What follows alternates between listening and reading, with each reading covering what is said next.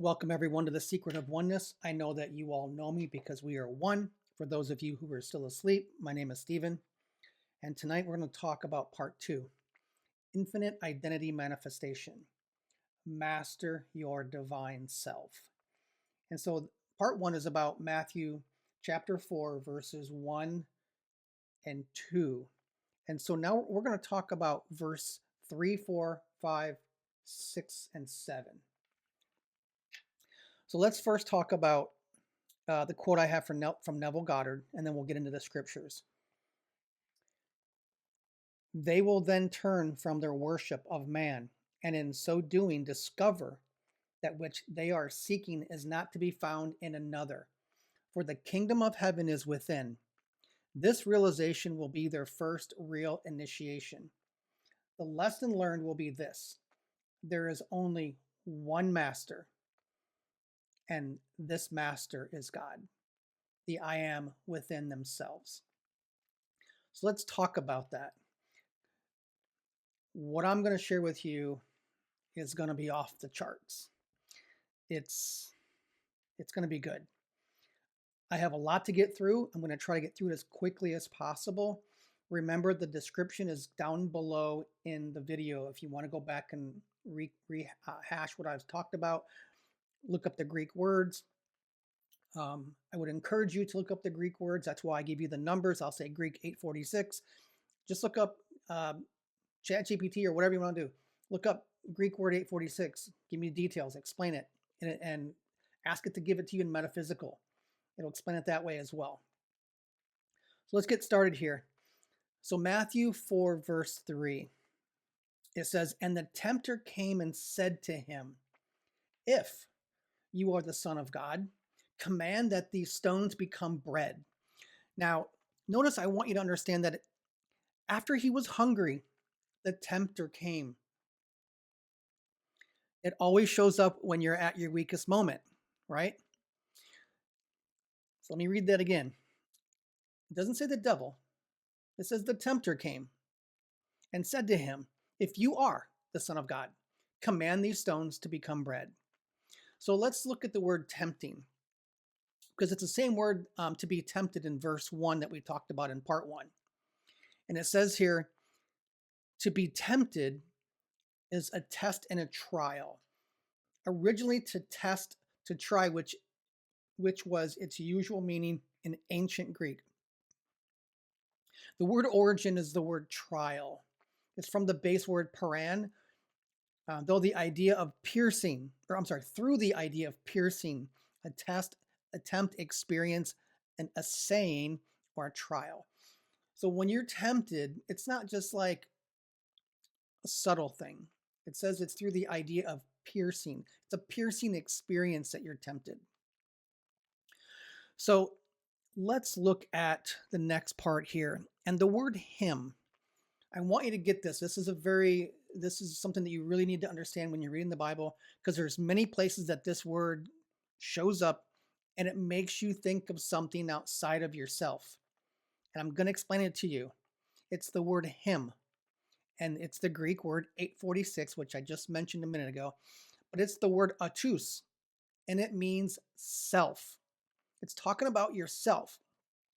So for example, in John 1, it says, "In the beginning was the Word, and the Word was with God, and the Word was God. There was not anything made that was not made through him." It's talking about yourself. It's not talking about Jesus. You get that? Not anything was made that was not made through yourself. Okay? And here's why it says that. It says it's a reflexive pronoun in Greek, the word that turns awareness back upon itself. So whenever you see autos in Greek scripture,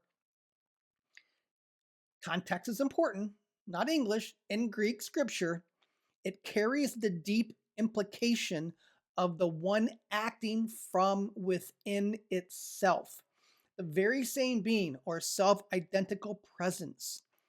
So everything is happening through him, through himself, through you. Okay? This is a big part here that you need to understand. If you read the Bible, if you've been a Christian your whole life, if you have the religion in you, a lot of people, when they talk about the Father and the Son in Scripture are one, okay? When you read from the Bible in church, the Father and the Son, they put the Father and the Son as a physical relationship, and the Father is separate. It's a separate entity. Like if you have a father and you're the son in a family, it's two different people. In the Jewish tradition, it doesn't mean two people, it means one. So in the Bible, when they're talking about the Father and the Son, it means one. This is why when Jesus called God his Father, the Pharisees flipped their lid because they understood the Jewish tradition that Jesus was saying, I am God. He was declaring, I am God. That's why they flipped out. He wasn't saying that God is my Father and I'm a descendant of God. He's saying we're one. So understand that when they talk about the Father and the Son, it's essentially saying that you're one, that you're God. Okay? That's part of the secret of the oneness that I always talk about, the fact that you're one. And again, this is context. This is why I'm talking about this. This is not, let me just say something really quick. Somebody recently said they didn't really like my channel because it was too religious or had too much religion in it. This is not a religious channel. Okay, this is a oneness channel. This is a unity. This is a deity and man have become one channel. And I'm simply taking the Bible scriptures and I'm showing you your identity as God from the perspective that's a metaphysical perspective that allows you to manifest whatever you want because you are God. So I want to throw that out there because I don't want this to be viewed as a religious channel. It's not religious at all. I use scripture to show the foundation of your identity and I build on that. So let's get back into this. So the Son in Greek is 5207, and it's the word hyos, and it says a son by birth or adoption, but figuratively, anyone sharing the same nature as their father. So in the Bible it says that God, that we were created in his nature. So it's the same nature, okay? So that's how he's our father, is because we have the same nature, that we were created in God's image. We were created in God's nature. Now, here's where it explains the Father and the Son. In Jewish culture, a son was not merely a descendant. Remember, I just said culture. In the Jewish culture. So if you don't understand the Jewish culture, a lot of things in scriptures are not going to make sense. This is why I talk about context, Greek, the Hebrew, the understanding of the correct context of scripture, the culture. In Eastern culture and Western culture is different. In Jewish culture, a son was not merely a descendant, he was the extension and representative of the father. When a son matured, he was entrusted with the father's name, power, and inheritance. The Hebrew idea, which is the word ben, which is a letter, means son, carries the meaning of builder of the family name. A son carried the essence, the character, the authority of the Father into the world. When a son acted, it was as though the Father himself acted. There is your oneness. When a son acted, it was as though the Father himself acted. That's unity right there. That shows that the Father and the Son, when they wrote the Bible, when they were writing the scriptures, Matthew, Mark, Luke, John, when Paul was writing and he said the Father and the Son, he was talking about them being one, not a father and a son. So when Jesus said the Son can do nothing of himself but what he sees the Father do, he's talking about the Father within. The carnal man can do nothing without the imagination, without the spirit, without the higher self, without the universe that's within. He was describing this Jewish legal and relational reality.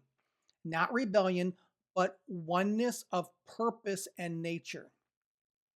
So this is huge. When you understand the Father and the Son from the Jewish tradition were seen to be one entity. It was a Jewish legal and relational reality. That's how they saw things. So when he said to him, "If you are the Son of God, command these stones to become bread," what he's really doing here is he's questioning his unity. Your carnal mind is questioning the unity. He's saying if you are one, then you have the authority to manipulate the physical realm from stone to bread. See, this is what the ego, the mind, does. It always wants proof. If you are the Son of God, prove it. If you can manifest all of this stuff, then prove it. If you can do this without that, prove it. I want proof. The carnal mind always wants proof. And if you prove it, then it wants more proof. And then you prove that, and it wants more proof, and more proof, and more proof. You're never going to get to the end where your carnal mind goes, okay, I get it. Because it always wants proof, because it never can get to the truth, because the truth is within you. The carnal mind does not have the truth. Let me say that again. The carnal mind does not have truth. That's why it wants proof. It doesn't believe. It's your heart. It's the knower within you that knows. It knows truth. The carnal mind is going to run in circles. Okay, verse 4. But he answered and said, "It is written, man shall not live on bread alone, but on every word that comes out of the mouth of God." Now, this is pretty straightforward and pretty literal what it's talking about, because the word live in Greek is 2198, and it means to live or experience God's gift of life. So if you woke up this morning and you're watching this video, you have been granted the gift of God's life today, okay? Because you have life in you. So you cannot experience God's life on just bread alone, but on every word that comes out of the mouth of God. So again, some Christians get this confused. Religious people get it confused because they keep thinking that God is going to tell them something, and then they have to live off of what God says. The problem is when you're one, it's you. Okay? So coming out of the mouth, on every word that comes out of the mouth of God, coming out is Greek 1607, and it means ek and out from, and it's intensifying 4198, which means to take a particular passageway. So out from a particular passageway is what it means. So properly go out from, emphasizing the outcome or end impact of going through a particular process or passage. Example, the influence on the person or thing which comes forth. So every word that comes out of the mouth of God. And God here is 2316, and it's theos, and it's of unknown origin of where this word comes from. But properly it means God, the creator and owner of all things. So the creator, you are the creator within. And here's what it says. What that verse means. Man will not experience God's gift of life by eating food and bread, but every word that emphasizes an outcome from the mouth of God. So whatever you're emphasizing out of the mouth, okay? Whatever you're emphasizing, whatever outcome you're declaring, I'm broke. This never happens for me. I knew that was going to happen. You're declaring an outcome, and you're going to live that. You're going to experience that. Because that's coming out of the mouth of God. So you are experiencing God's gift of life by every word that you emphasize an outcome. So whatever you choose as an outcome and you emphasize that and you speak that out, you're going to experience that as God's gift of life. Because remember, God is no respecter of persons. So if you say, I'm poor, God will give you the gift of life of being poor because you've chosen that. If you've chosen to say, I'm rich, I'm wealthy, I'm healthy, I'm abundance, I'm unstoppable, all of those things, then God will give you the experience of that life. Because God gives you, don't get confused with God giving you the gift of life, that it's all roses and love and everything else. Because God gives whatever you choose, and it's from within you. So you have the choice to choose the outcome. And it says that every word, not just some words, every word that emphasizes an outcome. I knew this.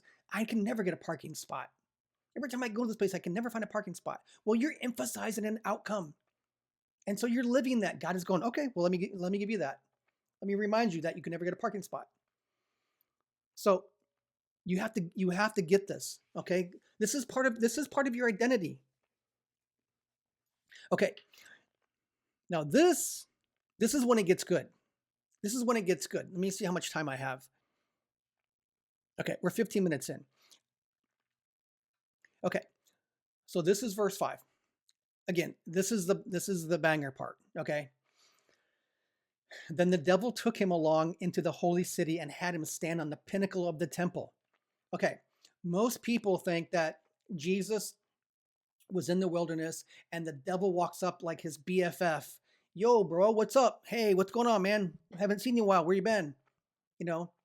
And the devil takes him along into the holy city. Hey, let's go take a trip. Let's go take a walk into the holy city. Okay, let's go. They're not friends. They're not buddies. Okay?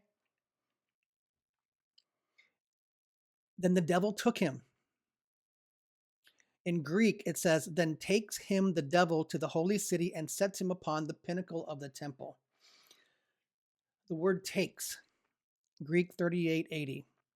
It's the word paralambo. To receive near, associate with oneself in any familiar or intimate act or relation. That's what the word takes means. And again, the word him is talking about yourself, okay? The word devil here is Greek 1228, and it's the diablos, and it means to slander, accuse, or defame. And I know we've talked about this in part 1, but I'm going to rehash it really quick. So properly, devil is a slanderer, a false accuser. He doesn't just accuse you, he falsely accuses you. Unjustly criticizing to hurt or malign and condemn to sever a relationship. So the devil, the slanderer, falsely accuses you unjustly to malign you and to sever a relationship. He's trying to cut you off from the Father. He's trying to cut you off from who you are. He's trying to sever that identity.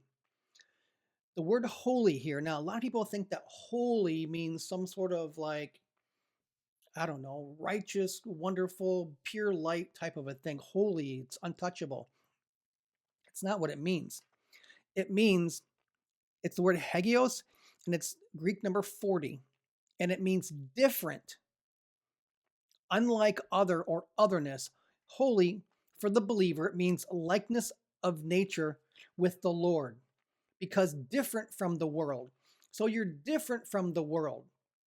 So if you have woken up and you're awake and you understand that you're pure consciousness, then you're considered holy because you're different from the world who's walking around watching CNN with their eyes closed. Okay? The word city. Now this is where it gets really interesting. The word city in Greek is 4172, and it's the word polis, and it means town with walls, like a dwelling place. The original word origin is from the word palomai. It means to bustle, or perhaps from the original word many, which means to move energetically, hurry, many equals abundant.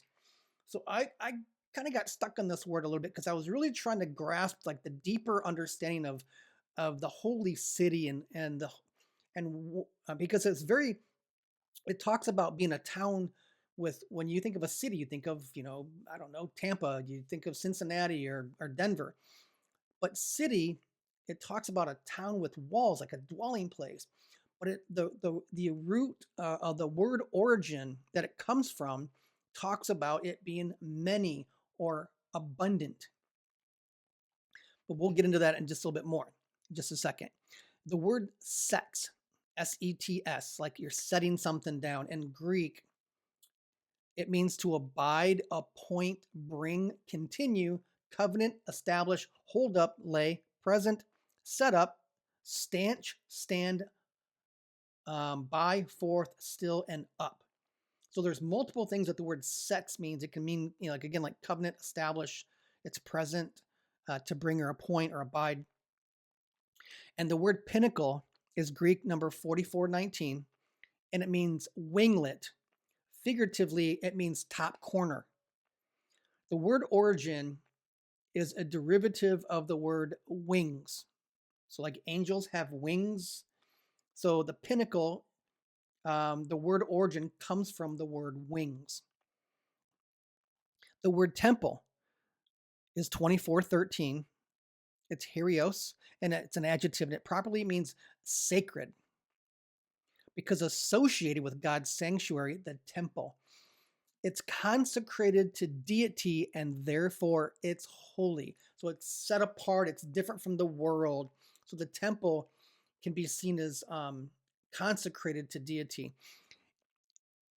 Invariably, it's sacred because acceptable for God's service. Okay. It's a lot going on there. Again, go to the description, go through it, read it yourself, look up the words. But here's where this is very interesting. It says the devil took him along into the holy city. Remember, it sounds like, you're going somewhere. And let's do a quick exercise so that you can grasp what I'm about to tell you. So if you can close your eyes, I want you to close your eyes for a quick second. And I want you to imagine right now that you're standing on a boat. Doesn't matter what size, just a boat. And you can hear the waves hitting the boat. You can hear the birds chirping. You can feel the sun on your face. And you're holding a fishing pole. And you got the pole in the water, and you can hear the sounds of other people fishing.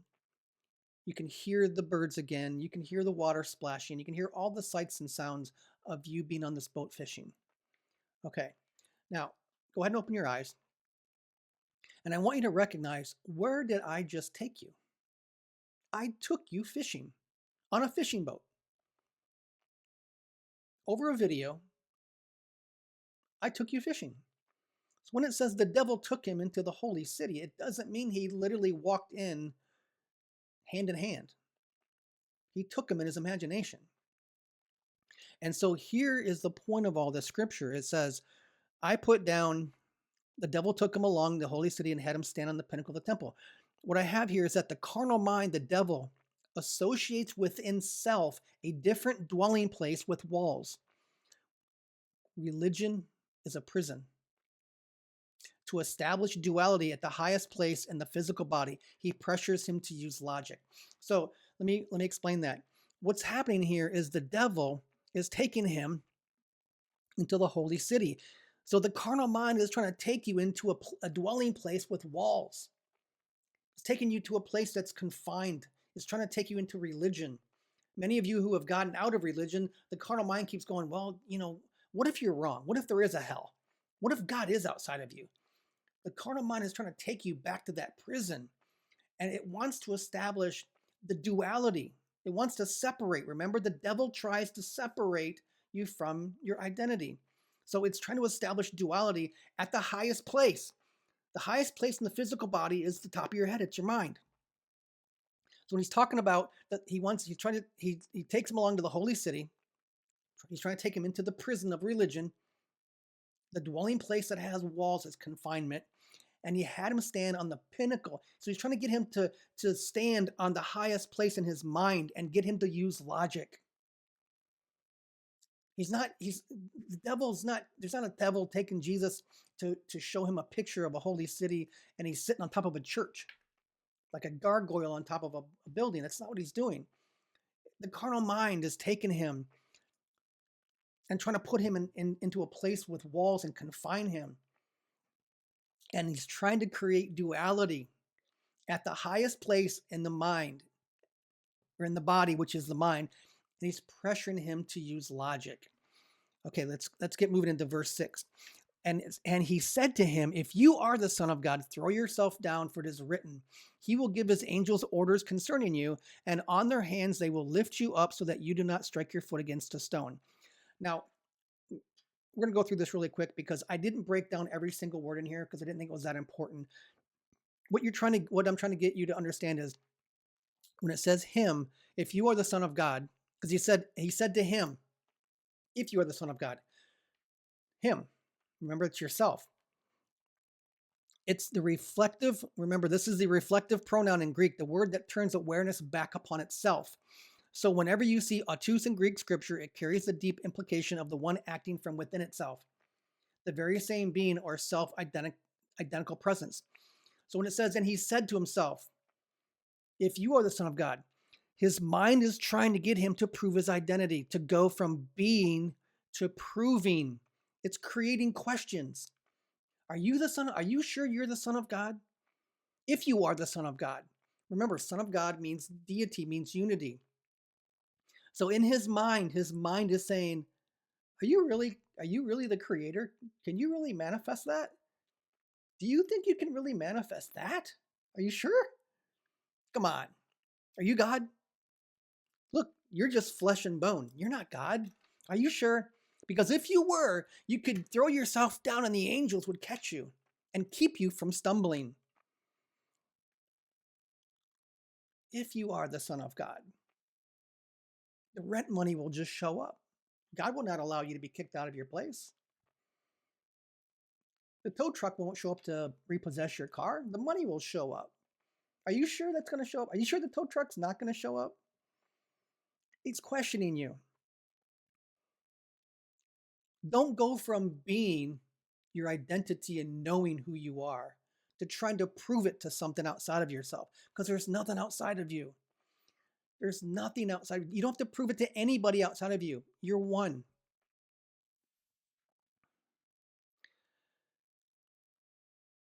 Verse 7, Jesus said to him,